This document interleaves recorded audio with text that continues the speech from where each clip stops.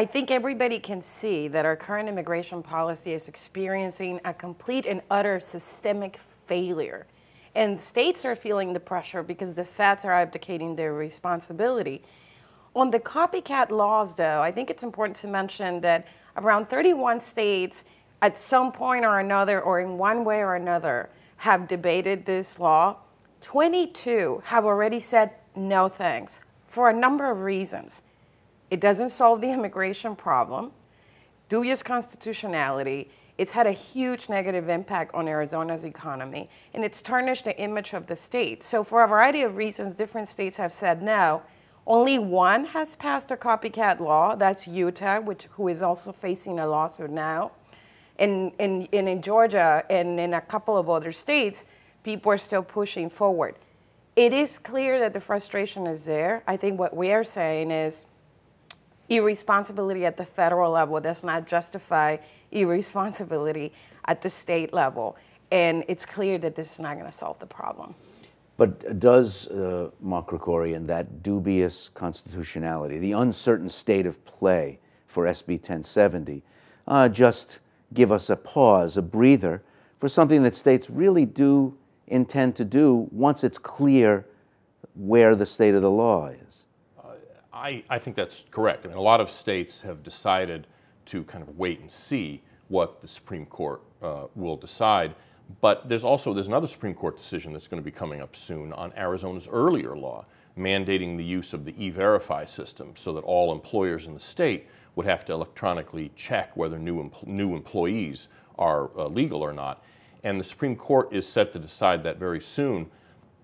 The Ninth Circuit upheld that, the most liberal part of the judiciary, and so the Supreme Court is likely to say that that's permissible, in which case I think in the next legislative session in the states, which usually starts in January, you're probably likely to see more state-based legislation on that kind of specific area of employment-related measures to try to keep illegal immigrants from getting jobs, which in my opinion is much more likely to actually work than the kind of things we saw in SB 1070 that are specifically about police interaction with immigrants, which I have to say I think the effectiveness of that or the impact of that has been exaggerated wildly, both by the opponents of it and by the supporters of it. Whereas something like the mandate for all companies to use E-Verify is the debate over that is much cooler, much lower decibel, less strident, but the effect of something like that would be much more significant in turning off the jobs magnet that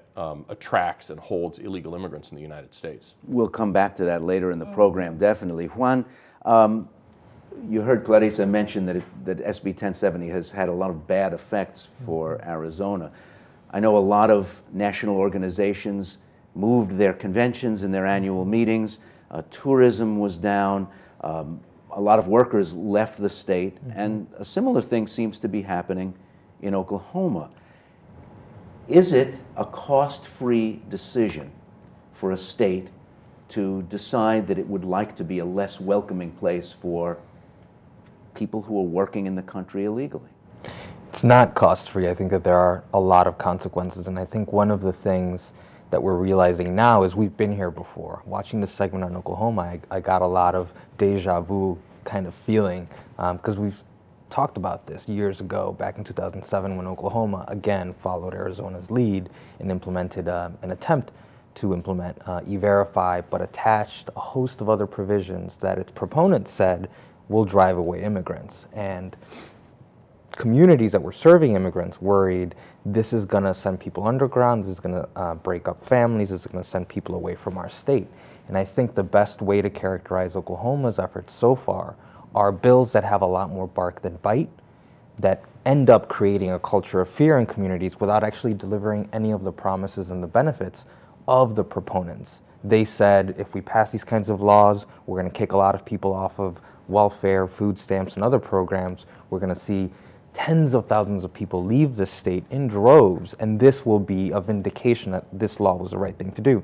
None of those things have materialized. All that's happened is people can't go to Oklahoma community colleges with in-state tuition without proper documentation.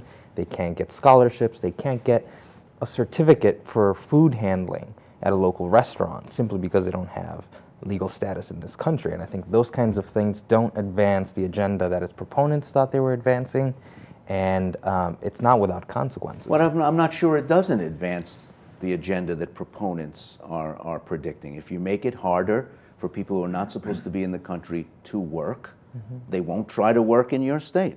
If you make it harder for students in mixed status families to attend college at in-state tuition because they're not in status, then the citizens of Oklahoma are not subsidizing their tuition in the state university system. These are all outcomes that many of the proponents say, yes, we try to create a hostile environment because they shouldn't be here. And I would counter that by saying that we have evidence now from Arizona that one of the unintended consequences isn't necessarily that people will leave the state, although there's evidence that some have left, although I think the estimates are a little high. One of the unintended consequences is people will simply go further underground, self-employ, not report what they're doing, and go into the kinds of labor conditions and environments that are rife with exploitation and wage theft. And I think that's what we need to be talking about. When we pass these laws, maybe some people will not seek work, maybe some people won't come to this country because they fear that they won't be able to get a job, but we know for a fact that people will start going into jobs with less protections, less opportunities, and a lot more exploitation.